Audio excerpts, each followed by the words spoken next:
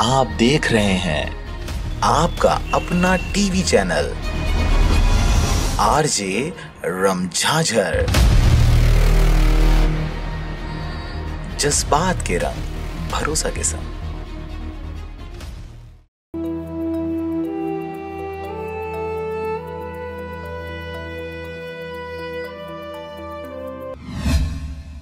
खबर है मुंगेली क्षेत्र के सूरीघाट बाईपास स्थित नया पुल की, जहां रविवार दोपहर 12:30 बजे करीब भीड़ इकट्ठा होना शुरू हो गया।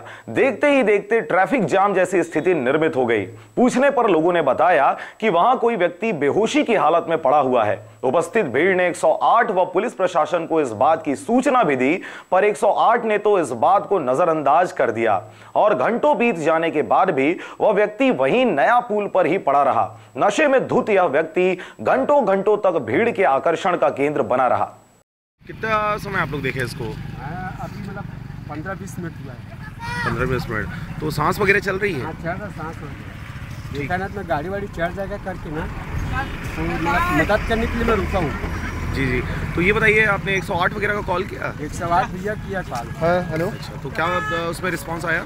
क्या बताया भैया? रिफर किसी ने किया 108। चलिए ठीक।